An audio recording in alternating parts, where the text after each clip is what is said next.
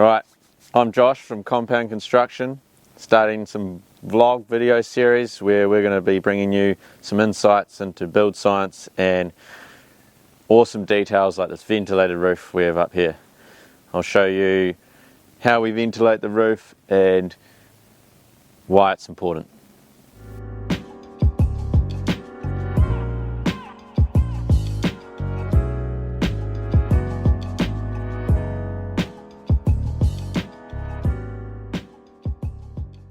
Right, so when we talk about the perfect roof or the perfect wall, we're controlling four things. We're controlling water, that's the most important, that's on the outside. Then we're controlling air and vapor, so ventilating our cavity, and then controlling vapor as well, so vapor that can come out of the house but moisture or vapor can't come in. And then insulation. Insulation's not going to work as well if the vapor and air isn't done properly, and the vapor and air isn't going to work if the water's not controlled. So this is a recommended detail from ProClimber. We have a Skillion roof here where our ceiling is pitched inside at the same rake as the roof. What's important with the roof space, with a Skillion roof, is ventilation. So with this detail we are ventilating the cavity between the roofing iron and the membrane.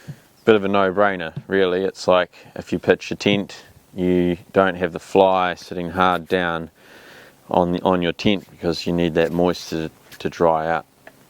So what's involved in this detail is we have our ply under our membrane, which is bracing this roof. Then we use a 20mm cavity batten, run at verticals on our rafter centres, and then our purlins are fixed on top of that. We're using ProClimber's Solitex Mento 3000.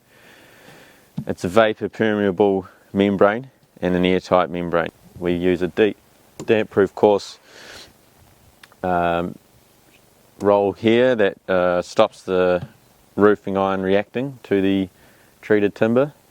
And then we've got three other products by VentNZ. We've got a vented batten here that we use at the bottom and then up our eaves on the gable. It's 4mm, so vermin can't run through it, and it promotes airflow through into this vented space. Then we also have this batten on the fascia, on top of our fascia, that will sit about there, and that also is another way for the airflow to come into the space. And then that's combined with the ridge, vented ridge, which sits on top of our iron.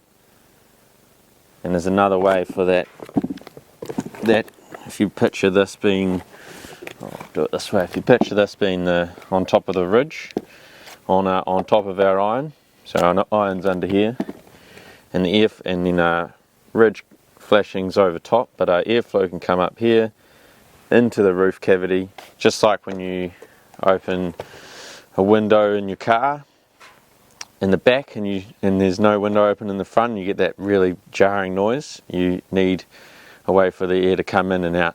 By promoting airflow through the roof space, we're keeping that area nice and dry. So in winter, say here in Queenstown, and you have a south facing part of the roof like this one here, probably not going to get it's not going to get a lot of sun on it throughout the day, and we want to keep this membrane, which is controlling our vapor and our air, in the best possible condition for the lifetime of the home, whether that's 50 to 100 years or more.